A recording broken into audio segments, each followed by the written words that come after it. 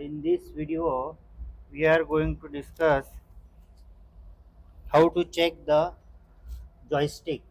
You can see here we already opened the joystick. So first of all, I will explain you the circuit diagram.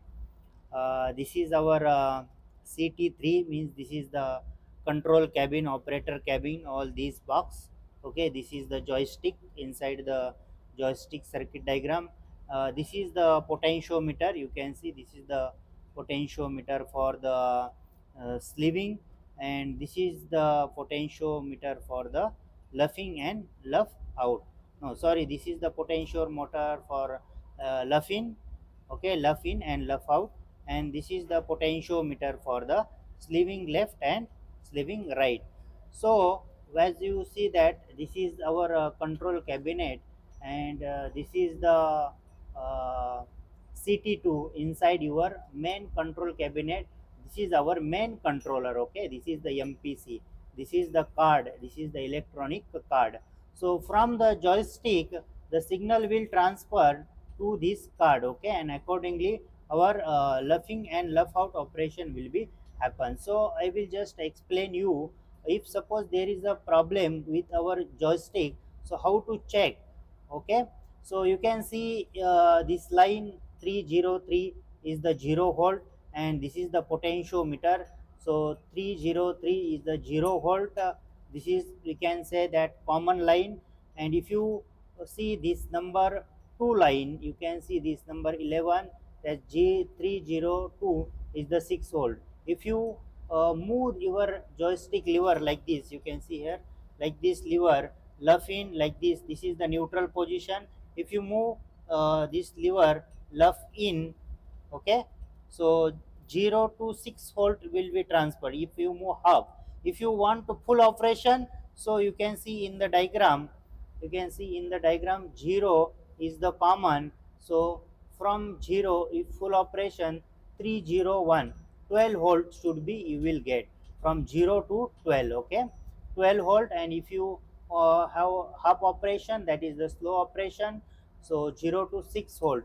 But I will show you how to check your potentiometer is damaged or good condition. Okay, so as we know that potentiometer is very important in the joystick. It is controlling the voltage by controlling the resistance. So our crane is not working now, so I will explain you how to check the potentiometer by the resistance. Okay, you can see I will consider 0 as the common, 3 and 4 I will check the resistance. Our potentiometer is a 5 kilo ohm. It is written on the potentiometer. So 0 means 3 and 4 is should be 2.5. So as a 5 kilo ohm half, because you can see this is connected to 0 to 6 volt, and 3 and 1 should be 5 kilo ohm. Let's go see. See, this is the potentiometer for the sleeving, and this is the potentiometer for the sleeving, and this is the potentiometer for the luff in and luff out. You can see here potentiometer for luff in and luff out. Okay, so where is the value written? You can see here, it's very difficult to see how much the value here. Okay, so I will show you how to check. Here it's written 5 kilo ohm for the specification of this potentiometer. As I explained in the drawing, we will check the resistance between the 3 is the common and 4 is the 6 volt. So this potentiometer is 5 kilo ohm, so I will must get a resistance here half of the 5 kilo ohm. So I am getting 2.5 kilo ohm, correct?